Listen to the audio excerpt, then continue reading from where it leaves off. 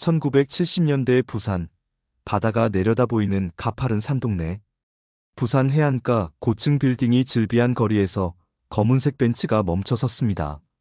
창문이 내려가고 담배 연기가 피어올랐죠. 차 안에서 강두가 전화를 받고 있었습니다. 뭐? 저번 달보다 3천만 원 적다고? 이 새끼들이 장난하나?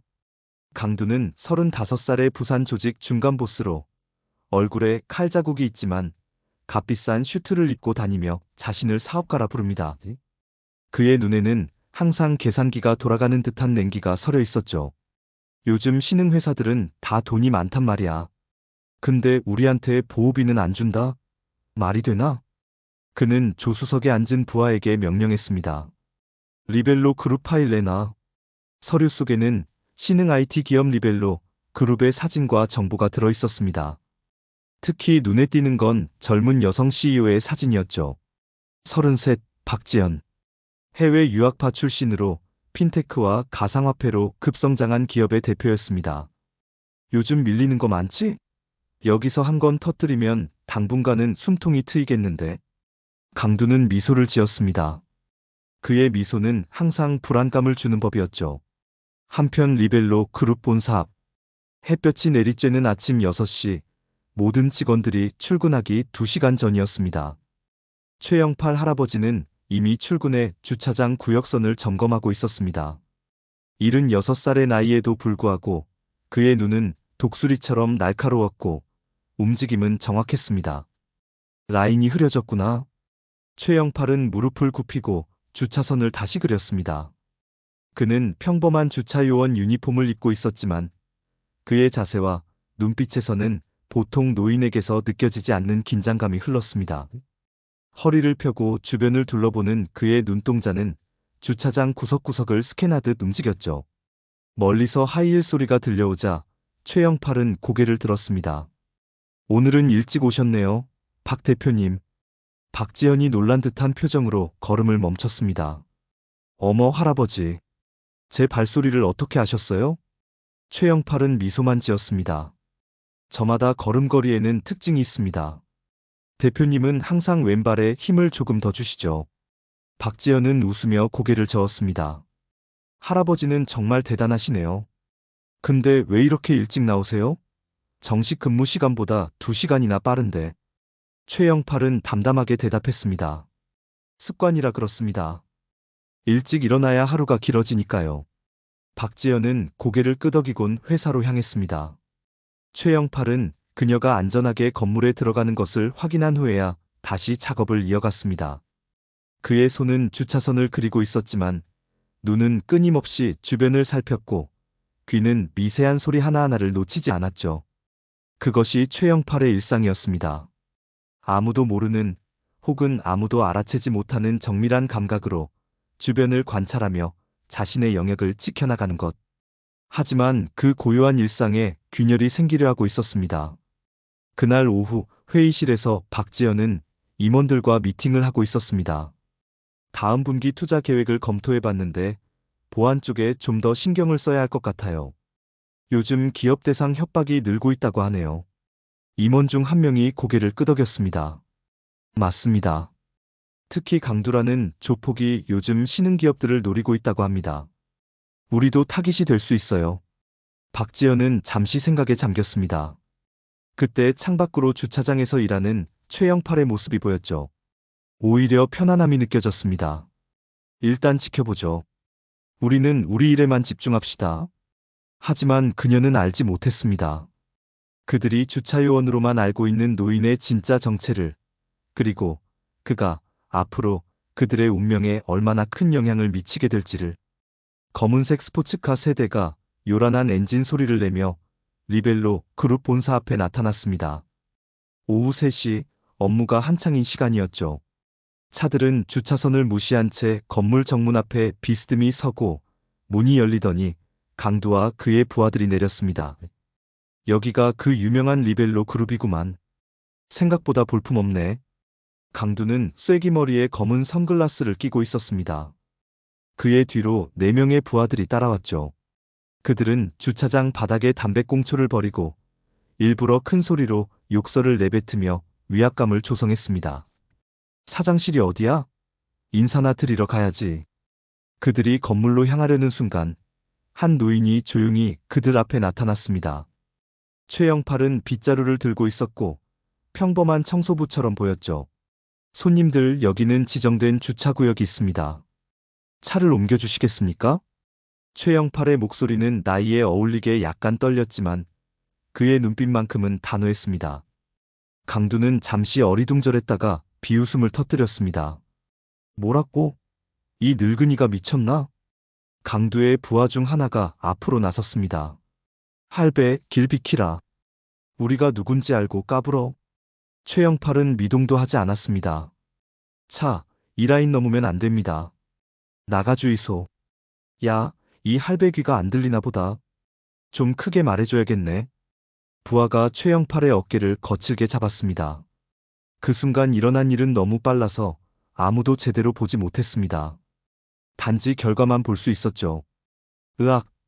부하의 팔이 비정상적인 각도로 꺾였고 그는 고통의 비명을 질렀습니다.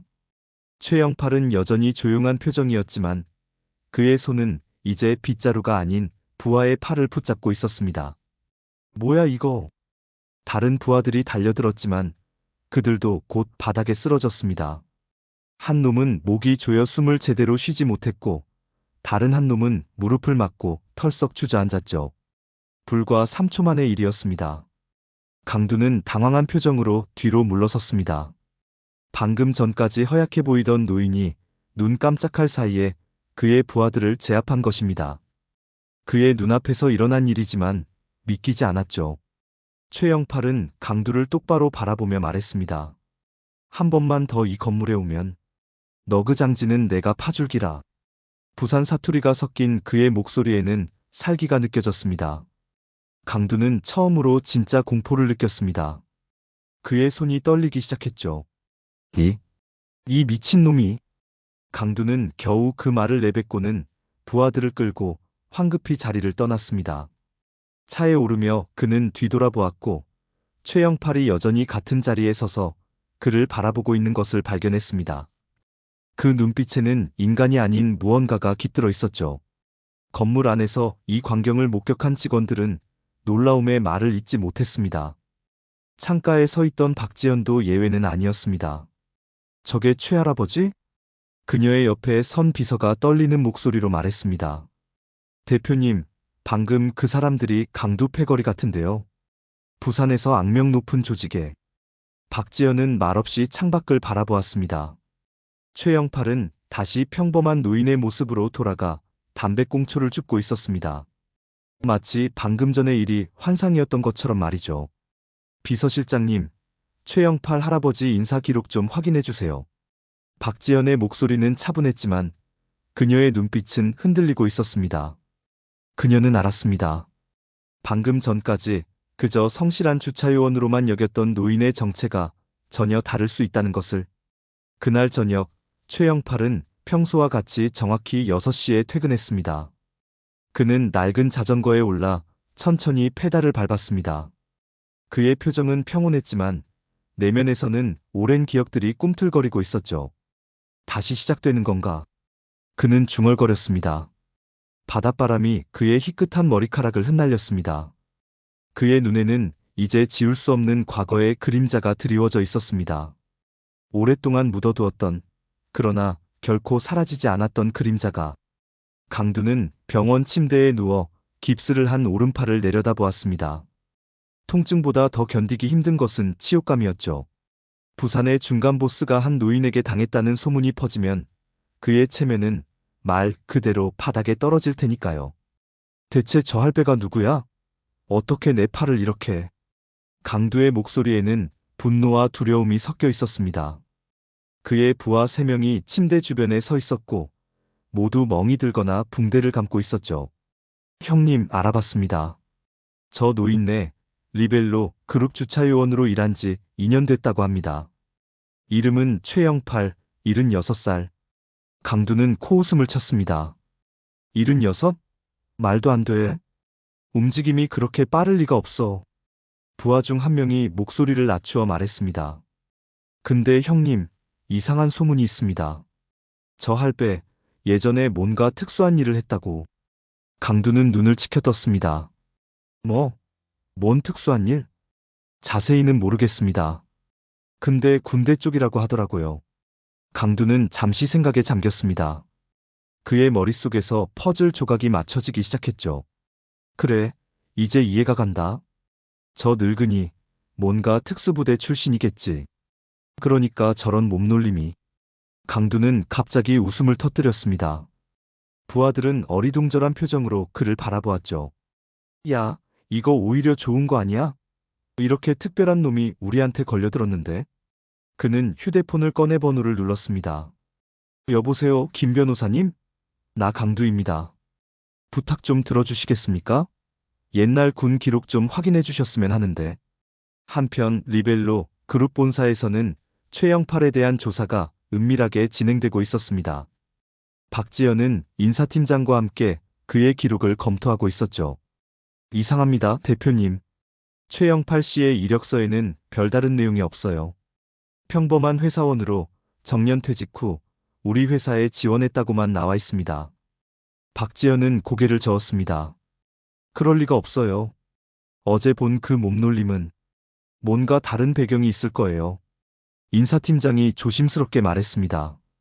제가 오래된 지인을 통해 군 기록을 조회해봤습니다. 법적으로 문제가 있을 수 있어서 조심스럽지만. 그는 태블릿을 내밀었고 박지연은 화면을 보고 숨을 들이켰습니다. 이게 뭐죠? 화면에는 기밀 국방부 특수계약요원, 고스트 작전 생존자 없음이라는 문구와 함께 최영팔의 젊은 시절 사진이 있었습니다. 더 놀라운 것은 그 아래의 내용이었죠. 암살 및 침투 전문가. CIA 해외 요원 기록에서조차 유령으로만 기록. 박지연이 중얼거렸습니다. 인사팀장은 땀을 닦았습니다. 대표님, 이건 일반인이 알면 안 되는 정보입니다. 어떻게 처리할까요? 박지연은 잠시 생각에 잠겼습니다. 창밖으로 최영팔이 평화롭게 주차장을 관리하는 모습이 보였죠. 아무것도 하지 마세요. 그냥 지켜봅시다. 그녀는 창가에서 물러서며 말했습니다. 하지만 그분이 우리를 지키고 있다는 건 확실히 좋은 일인 것 같네요. 저녁 무렵 최영팔은 자신의 단촐한 원룸으로 돌아왔습니다. 그는 작은 냉장고에서 김치와 밥을 꺼내 간단히 저녁을 해결했습니다. 식사를 마친 후 그는 침대 밑에서 오래된 금속 상자를 꺼냈죠. 상자 안에는 여러 나라의 여권과 신분증, 그리고 낡은 흑백 사진 한 장이 있었습니다. 사진 속에는 젊은 시절의 최영팔과 다른 군인들이 있었고 뒷면에는 팀 타이거 1975라고 적혀 있었죠. 다들 가버렸는데 나만 남았구나. 최영팔은 사진을 바라보며 중얼거렸습니다. 그의 눈에는 슬픔이 서렸지만 인의 강한 결의가 그 자리를 대신했습니다. 이제 내 전쟁은 끝났다고 생각했는데. 그는 상자를 다시 침대 밑으로 밀어넣고 창밖을 바라보았습니다.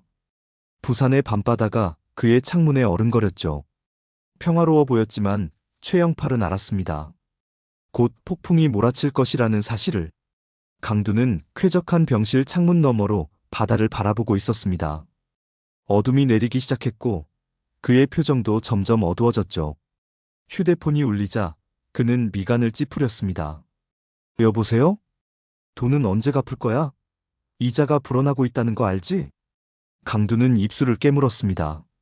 사채업자 황 사장의 목소리였습니다. 그는 30억 원을 빌렸고 이제 그 돈을 갚을 시간이 점점 다가오고 있었죠. 곧 큰 거래가 있어요. 리벨로 그룹이라고 요즘 잘 나가는 핀테크. 한 달. 그때까지 안 갚으면 내 두 팔 다 부러뜨릴 거야. 강두는 침을 꿀꺽 삼켰습니다. 그에게 선택지는 없었습니다. 리벨로 그룹을 손에 넣든지 아니면 자신의 목숨이 위험해지든지. 알겠어요. 걱정 마세요. 전화를 끊은 강두는 침대에서 일어났습니다. 그의 눈에는 결의가 담겨 있었죠. 저 늙은이부터 처리해야겠어. 그래야 리벨로를 움직일 수 있어. 그는 부하들을 불러 모았습니다. 오늘 밤 저 주차요원 할배를 미행해. 어디 사는지 뭐하고 지내는지 알아내. 해가 저물고 최영팔은 평소와 같이 정확히 6시에 퇴근했습니다. 그는 낡은 자전거에 올라 천천히 페달을 밟았습니다. 어둠 속에서 그를 미행하는 차가 은밀하게 따라오고 있었죠. 최영팔은 작은 아파트 단지를 지나 부두 근처의 오래된 창고 건물에 도착했습니다. 그곳은 한때 무역회사의 창고였지만 이제는 여러 노인들이 모여 사는 공간으로 바뀌어 있었습니다. 최영팔은 자전거를 세우고 계단을 올라갔습니다. 미행하던 부하들은 서로 눈짓을 주고받았습니다. 여기네. 보고하자. 1시간 후 강두와 그의 부하 5명이 창고 건물 앞에 도착했습니다. 그들은 모두 검은 옷을 입고 있었고 2명은 칼을, 1명은 총을 들고 있었죠. 조용히 해. 소리 내지 마.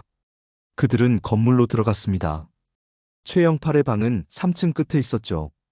강두는 천천히 문을 열었습니다. 방 안은 어두웠고 침대 위에 누군가가 누워 있었습니다. 지금이다. 강두의 부하들이 침대로 달려들었습니다. 하지만 무언가 이상했습니다. 침대 위에 사람이 움직이지 않았죠. 뭐야 이거? 이불을 걷어내자 베개만 있을 뿐 사람은 없었습니다. 뒤를 조심하시지 그랬습니까? 뒤에서 들려온 목소리에 모두가 흠칫 놀랐습니다. 최영팔이 문간에 서 있었습니다. 그의 손에는 부두에서 주워온 듯한 철제 파이프가 들려 있었죠. 내 놈들, 왜 이리 시끄럽게 구냐? 그의 말이 채 끝나기도 전에 부하들이 달려들었습니다. 하지만 어둠 속에서 벌어진 일은 마치 악몽 같았습니다. 철제 파이프가 공기를 가르며 날아다녔고 부하들의 비명이 연달아 들렸죠. 으악! 형님, 도와주세요. 이 미친 할배가. 불과 10초 만에 5명의 부하들이 모두 바닥에 쓰러져 있었습니다. 그중 1명이 허둥지둥 총을 꺼내려 했지만 최영팔의 발이 그의 손목을 정확히 찍어 눌렀죠. 총이 바닥에 떨어졌고 최영팔은 그것을 주워 탄창을 빼냈습니다. 총은 위험해. 특히 내 같은 애들 손에 있으면. 그는 총알 한 발을 손에 쥐고 빙그레 웃었습니다. 그리고는 놀라운 속도로 부하의 다리에 그 총알을 던졌습니다. 딱 하고 맞는 소리와 함께 비명이 들렸죠. 아, 내 다리. 강두는 공포에 질려 뒤로 물러섰습니다. 최영팔은 천천히 그에게 다가왔습니다. 난 사람을 죽이기 위해 훈련받았지, 싸우기 위해 훈련받은 게 아니라. 그의 목소리는 차분했지만 그 안에 담긴 살기는 방 안 공기를 얼어붙게 만들었습니다. 우리가 잘못했습니다. 제발. 강두가 더듬거렸습니다. 최영팔은 강두의 바로 앞에 서서 그의 눈을 들여다보았습니다. 다음에 또 오면 살려두지 않을 기다. 강두는 창백해진 얼굴로 필사적으로 몸을 끌며 방을 빠져나갔습니다. 그의 등 뒤로 최영팔의 차분한 목소리가 들려왔습니다. 내가 젊었을 때였으면 다리를 하나 더 잘라갔을 텐데. 나이가 들어 너그러워졌네. 강두는 그 말을 듣고 더욱 서둘러 달아났습니다. 강두는 병원 침대에 다시 누워 있었습니다. 이전보다 더 많은 붕대로 감겨 있었죠. 그의 눈빛은 공포에서 광기로 바뀌어 있었습니다. 저 할배가 누구인지 알아냈습니까? 그는 옆에 서 있는 남자에게 물었습니다. 정장을 입은 그 남자는 강두가 특별히 부른 정보 브로커였죠. 네, 겨우 찾아냈습니다. 군 기록이 대부분 삭제되어 있어서 쉽지 않았지만 브로커는 태블릿을 꺼내 보여주었습니다. 최영팔. 본명은 맞습니다만 군 시절 코드네임은 타이거였습니다. 베트남, 아프간, 중동 등 15개국 작전에 파견된 기록이 있습니다. 강두가 눈을 크게 떴습니다. 뭐라고요? 타이거? 그렇습니다. 한국군 특수부대 중에서도 가장 비밀스러운 팀의 리더였습니다. 국방부 특수계약요원으로 활동했고 대부분의 작전 내용은 기밀로 분류되어 있습니다. 브로커는 목소리를 낮추었습니다. 사람들 사이에서는 전설과도 같은 존재였습니다. 죽인 숫자는 비공개지만 100명은 넘을 것으로 추정됩니다. 강두는 침을 삼켰습니다. 그의 얼굴에 식은땀이 흘러내렸죠. 왜 그런 사람이 주차요원으로 일하고 있는 겁니까? 브로커는 어깨를 으쓱했습니다. 은퇴 후에 그런 사람들은 보통 사라집니다. 평범한 삶을 살려고 하죠. 하지만 그들의 본능은 쉽게 사라지지 않습니다. 아마도 누군가를 지키고 싶었던 거겠죠. 강두는 다시 창밖을 바라보았습니다. 이제 그에게는 두 가지 선택밖에 없었습니다. 포기하든지 아니면 더 큰 위험을 감수하든지. 황 사장에게 전화해 주세요. 큰 판을 벌이려면 더 많은 인원이 필요합니다. 한편 리벨로 그룹 사무실에서는 박지연이 늦은 시간까지 일하고 있었습니다. 노크 소리가 들리자 그녀는 고개를 들었죠. 들어오세요. 문이 열리고 최영팔이 들어왔습니다. 그의 손에는 흰 봉투가 들려 있었습니다. 늦은 시간에 죄송합니다, 대표님. 박지연은 미소를 지었습니다. 아니에요, 할아버지. 무슨 일이세요? 최영팔은 봉투를 책상 위에 올려놓았습니다. 사직서입니다. 박지연의 얼굴에서 미소가 사라졌습니다. 네? 갑자기 왜요? 최영팔은 창밖을 바라보며 잠시 침묵했습니다. 그리고 천천히 입을 열었습니다. 이제 내 전쟁은 끝났다고 생각했는데 누가 내 코털을 건드리네. 박지연은 어리둥절한 표정으로 최영팔을 바라보았습니다.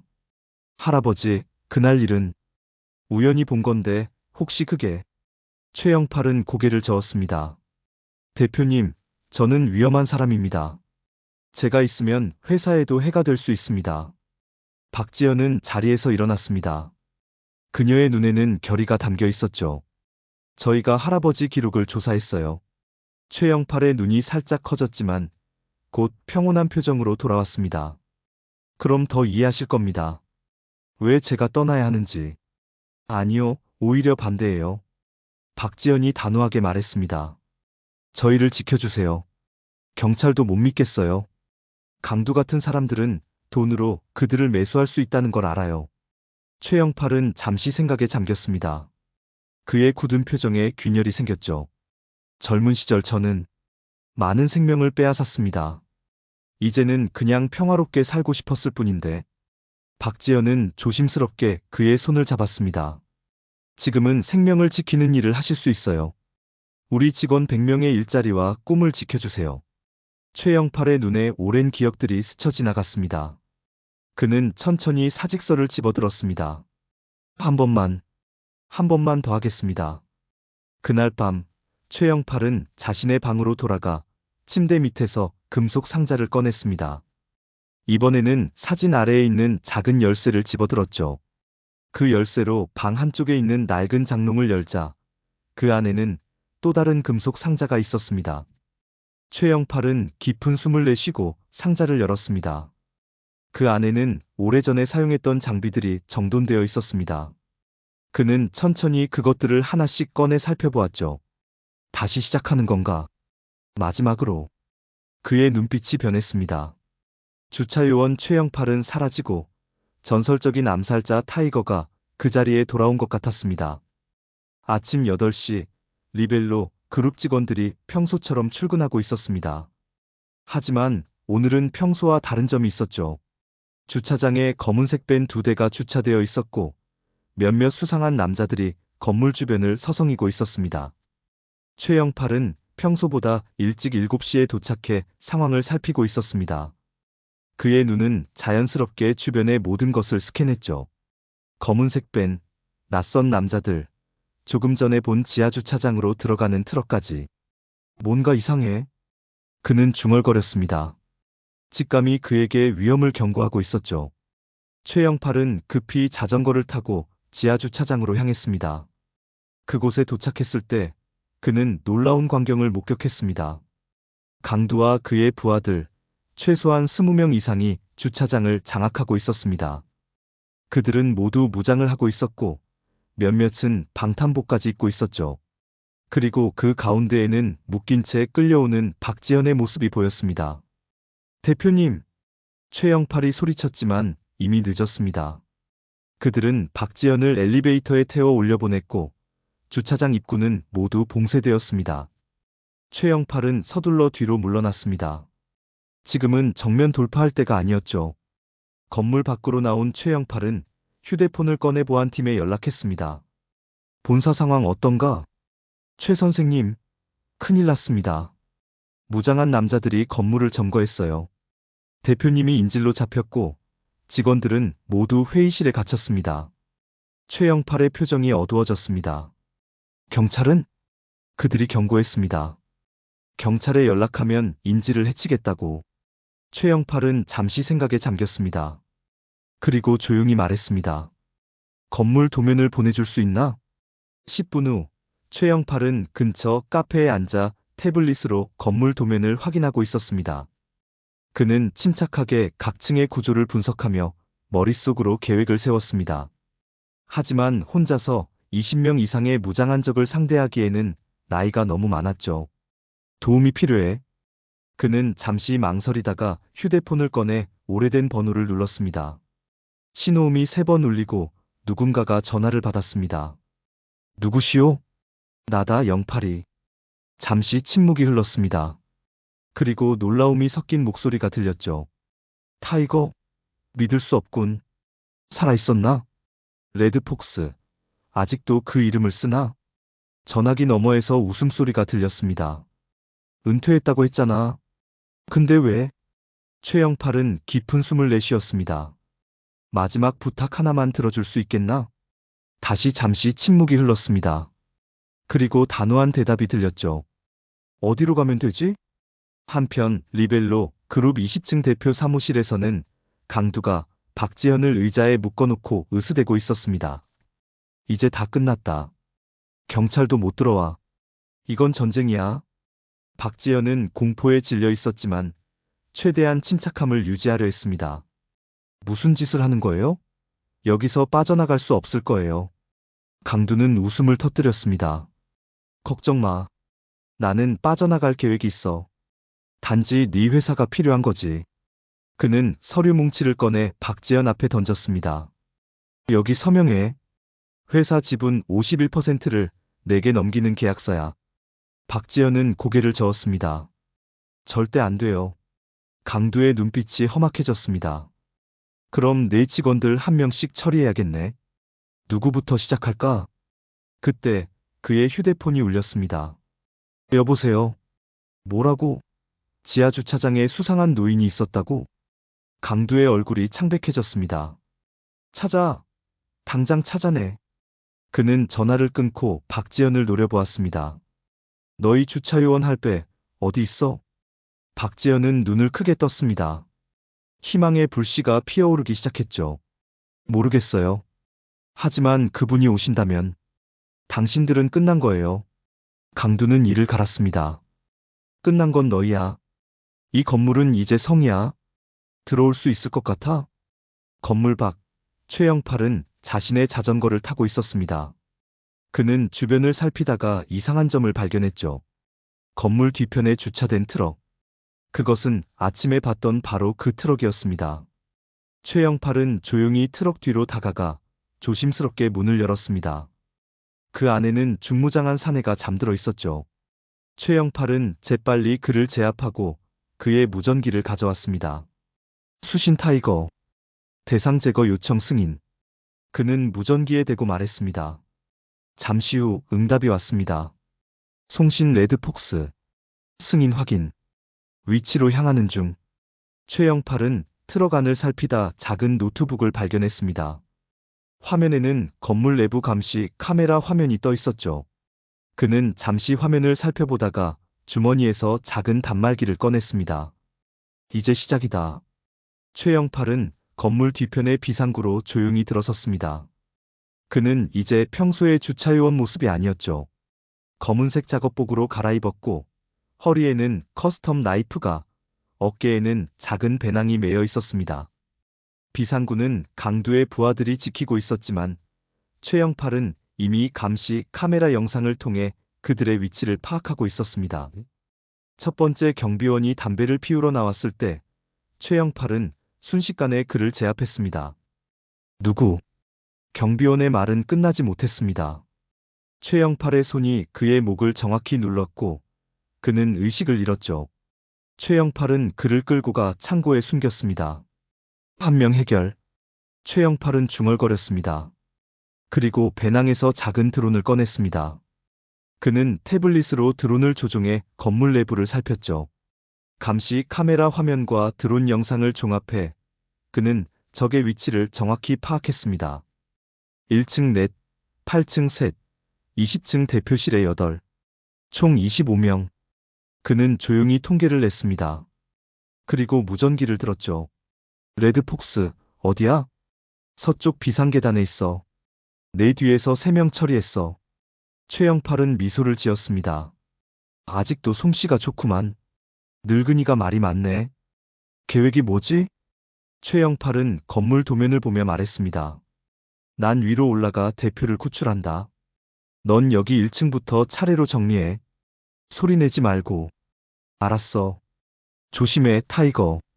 최영팔은 무전기를 끄고 비상계단으로 향했습니다. 그는 천천히 하지만 정확하게 계단을 올라갔습니다. 나이 때문에 예전 같은 속도는 아니었지만 그의 움직임에는 여전히 치명적인 정확성이 있었죠. 8층에 도착한 최영팔은 복도에서 2명의 경비원을 발견했습니다. 그들은 무전기로 대화하고 있었죠. 야, 아래층 애들 연락 안 돼. 또 무전기 고장이겠지. 확인해 볼까? 최영팔은 배낭에서 작은 금속 구슬을 꺼내 복도 끝으로 굴렸습니다. 구슬이 부딪히는 소리에 경비원들이 고개를 돌렸죠. 뭐야 그거? 한 명이 소리가 난 쪽으로 다가갔습니다. 그 순간 최영팔은 뒤에서 나타나 경비원의 목을 움켜쥐었습니다. 소리 없이 단 3초 만에 그는 의식을 잃었죠. 야, 어디 갔어? 남은 경비원이 동료를 찾아 다가왔습니다.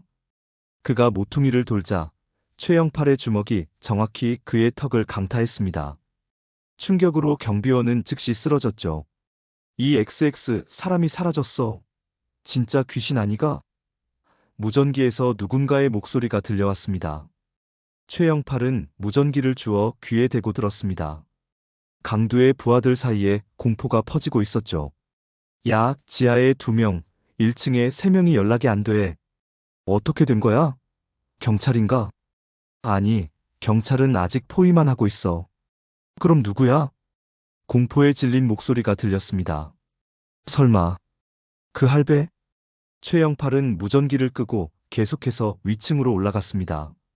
15층까지 올라왔을 때 그는 숨을 고르며 잠시 쉬었습니다. 나이가 들어 체력이 예전 같지 않았죠. 5층만 더. 그때 갑자기 계단 위에서 발소리가 들렸습니다. 최영팔은 재빨리 몸을 숨겼습니다. 2명의 무장한 남자가 내려오고 있었죠. 위에서 강두 형님이 다 확인하래. 할배가 정말 들어온 건지. 그 늙은이가 여기까지 올라올 수 있겠어? 쓸데없는 걱정이라니까. 최영팔은 눈을 감고 집중했습니다. 그리고 2 남자가 자신의 위치를 지나치자 그는 마치 유령처럼 소리 없이 뒤에서 나타났습니다. 2 남자는 뒤돌아볼 새도 없이 쓰러졌죠.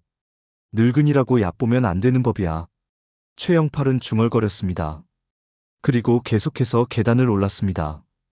20층에 도착했을 때 그는 대표실 앞 상황을 확인했습니다. 4명의 경비원이 문 앞을 지키고 있었죠. 정면 돌파는 힘들겠는데? 그는 천장을 바라보았습니다. 환기구가 보였죠. 최영팔은 살짝 미소를 지었습니다. 옛날 솜씨 좀 발휘해볼까? 최영팔은 근처 사무실로 들어가 의자 위에 올라섰습니다. 그리고 천장의 환기구 커버를 조심스럽게 열었죠. 몸을 끌어올려 환기구 안으로 들어간 그는 천천히 소리 없이 대표실 방향으로 기어갔습니다. 환기구를 통해 내려다본 대표실에서는 강두가 박지현 앞에서 왔다 갔다 하고 있었습니다. 그의 표정은 초조해 보였죠. 대체 어디서 공격하는 거야? 이건 납치가 아니라 전쟁이잖아. 그의 무전기에서 비명 소리가 들렸습니다. 형님, 도와주세요. 귀신이. 악. 강두는 무전기를 집어던졌습니다. 이럴 수가. 저 늙은이 하나 때문에. 박지연은 묶인 채로 미소를 지었습니다. 최할아버지가 오고 계시네요. 이제 당신은 끝났어요. 강두는 분노에 찬 표정으로 박지연에게 다가갔습니다. 그럼 너부터 처리해야겠네. 그가 권총을 꺼내 박지연을 겨냥하는 순간 천장에서 커다란 소리와 함께 환기구 커버가 떨어졌습니다. 그리고 최영팔이 마치 천사가 내려오듯 방 안으로 뛰어내렸죠. 손대. 최영팔의 외침에 모두가 놀라 뒤를 돌아보았습니다. 강두의 부하들이 재빨리 총을 겨누었지만 최영팔은 이미 움직이고 있었습니다. 그는 가까운 탁자 뒤로 몸을 숨겼고 바로 배낭에서 작은 연막탄을 꺼내 던졌죠. 뭐야 이거? 연기가 방 안을 가득 채웠고 부하들은 혼란에 빠졌습니다. 총성이 울렸지만 모두 허공을 향한 것이었죠. 다들 진정해. 저쪽으로 쏴. 하지만 이미 늦었습니다. 연기 속에서 최영팔은 유령처럼 움직이며 한 명씩 제 앞에 나갔습니다.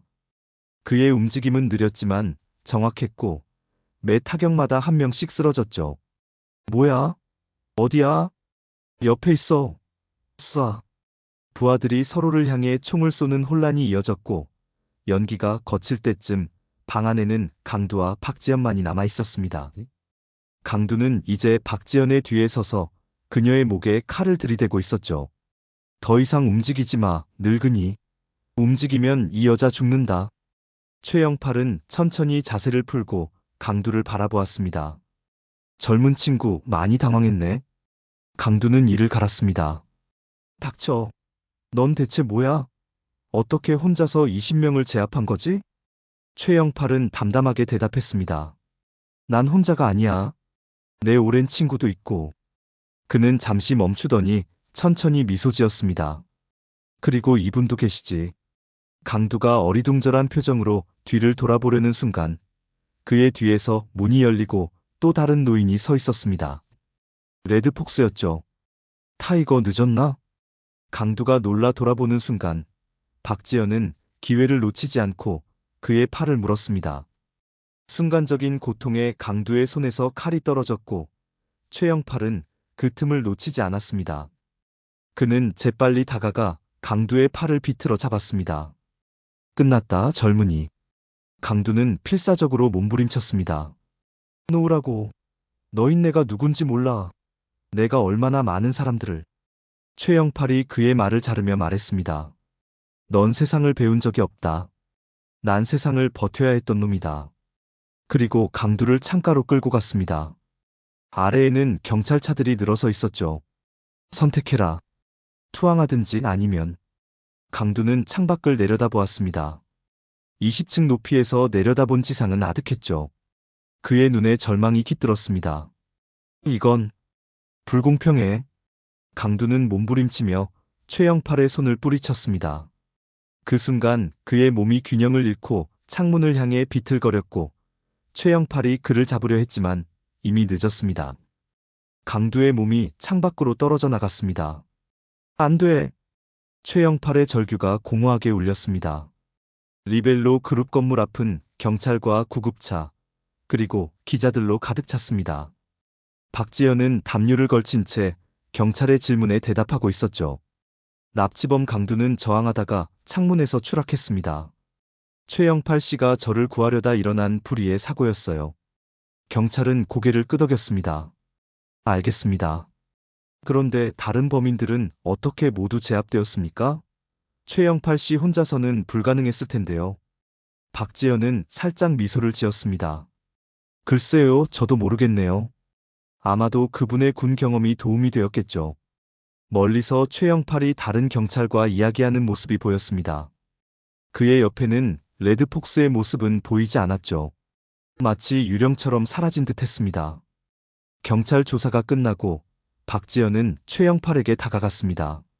할아버지, 정말 감사합니다. 당신이 아니었다면 우리 모두 위험했을 거예요. 최영팔은 담담하게 고개를 저었습니다. 제 일을 했을 뿐입니다. 그 친구분은요? 같이 도와주신 분. 최영팔은 잠시 멈추더니 하늘을 바라보았습니다. 오랜 전우지요. 이제 자기 갈 길을 갔을 겁니다. 박지연은 최영팔의 손을 잡았습니다. 할아버지, 이제 그만 은퇴하세요. 오늘 일로 보아 백만장자시잖아요. 편안하게 여생을 보내실 수 있을 텐데. 최영팔은 미소를 지었습니다. 그의 눈에는 평온함이 깃들어 있었죠. 이게 내가 사는 방식이요. 누가 코털 안 건드리는 날까지는. 일주일 후 리벨로 그룹은 정상 업무로 돌아왔습니다.